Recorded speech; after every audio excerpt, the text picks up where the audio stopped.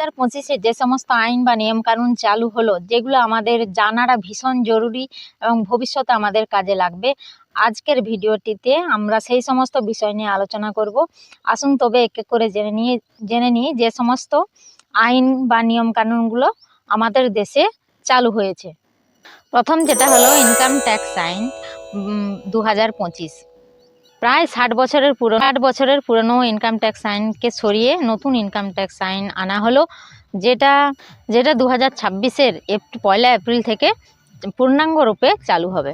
যার লক্ষ্য হলো ট্যাক্সের যে বিষয়গুলো আছে এগুলো সহজ করা সাধারণ মানুষের ক্ষেত্রে এবং অপ্রয়োজনীয় যে ধারাগুলো আছে সেগুলো সরিয়ে ফেলা। 12 লাখ পর্যন্ত যাদের আয়, তাদের হচ্ছে আয়ের ক্ষেত্রে ইনকাম ট্যাক্সের ছাড় আর জিএসটি কাঠামোকে পরিবর্তন করা হলো। আর হচ্ছে দ্বিতীয় নাম্বার হচ্ছে লেবার আইন। যে বিগত পুরনো দিনের যে 29টি লেবার আইন ছিল বা শ্রম আইন বা শ্রম কোড যেটাই বলুন, সেই 29টি আইনকে একত্রিত করে মোট 4টি আইনে পরিবর্তন করা হলো। এটা ভীষণ গুরুত্বপূর্ণ যারা কাজ করেন শ্রমিক। এই শ্রম আইনের ভিতরেই 4টি আছে যে যাদের ইনকাম করেন তাদের ইনকামটা সুনিশ্চিত, অর্থাৎ বেতন, ন্যূনতম বেতনটা সুনিশ্চিত করা। দ্বিতীয় হচ্ছে সামাজিক সুরক্ষা দেওয়া। তৃতীয় হচ্ছে কর্মসংস্থান আর ছাঁটাই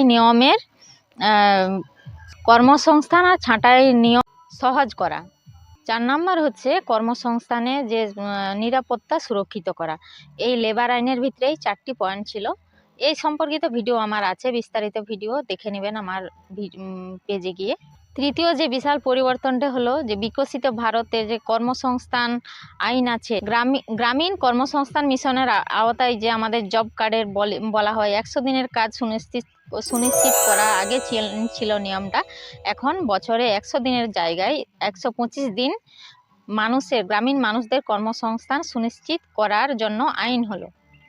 4 নম্বর যেটা ভীষণ গুরুত্বপূর্ণ, যারা অনলাইন গেম খেলেন, অনলাইন গেমের মাধ্যমে যে বিভিন্ন জুয়া বা বেটিং চক্রগুলো গড়ে উঠেছিল, তারা অনেক মানুষের এর দ্বারা সর্বনাশ হচ্ছিল, অনেক টাকা ক্ষতি হচ্ছিল। তো সেই ক্ষেত্রে ওই অনলাইন গেম, জুয়া বা বেটিং চক্রকে নিয়ন্ত্রণ করা, এর জন্য একটা নিয়ম বা আইন তৈরি হয়েছে। অর্থাৎ অনলাইনের মাধ্যমে যে জুয়া বা বেটিং খেলা হতো তা নিয়ন্ত্রণ করার জন্য একটা আইন তৈরি হয়েছে। 5 নাম্বার হলো বিমা আইন সংশোধন করা হলো।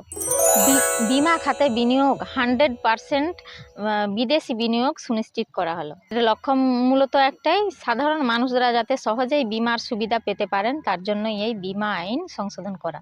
নাম্বার যেটা হলো উমিদ অ্যাক্ট বা আইন।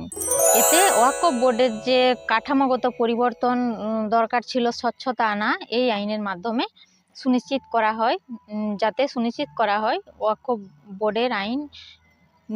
বোর্ডের জন্য এই জন্য উমিদ আইন বা অ্যাক্ট নিয়ে আসা হয়েছে। এছাড়াও ডিজিটালভাবে ব্যক্তিগত তথ্য সুরক্ষার জন্য বিভিন্ন আইন, জাতীয় ক্রীড়া শাসন আইন, কঠিন বা বজ্র পদার্থের পুনর্ব্যবহার সংক্রান্ত, পরমাণু শক্তি বা সংশোধন সংক্রান্ত আইন, বাড়ানো পরমাণু শক্তির, স্বাস্থ্য নিরাপত্তা বিল, এই ধরনের বিভিন্ন ধরনের আইন নিয়ে আসলো, যেগুলো জানা আমাদের কাছে ভীষণ জরুরি ছিল। ওই জন্যই ভিডিওটা নিয়ে আসা আপনাদের কাছে, যেন সবাই উপকৃত হয় এই উদ্দেশ্য নিয়েই। তো আশা করি ভিডিওটা ভালো লেগেছে। এই ধরনের তথ্যমূলক ভিডিও পেতে গেলে আমার পেজটিকে ফলো করে দেবেন। ভিডিওটি ভালো লাগলে অবশ্যই লাইক করবেন, কমেন্ট করবেন এবং অন্যান্য বন্ধুদের কাছে শেয়ার করে দেবেন, যাতে তারাও এই নিয়মগুলো জানতে পারে এবং ভবিষ্যতে সবারই কাজে লাগবে এই সব আইনগুলো, সবার জীবনেই কার্যকর হতে যাবে। তো এটাই ছিল আজকের ভিডিও। ভালো থাকবেন সবাই, টাটা।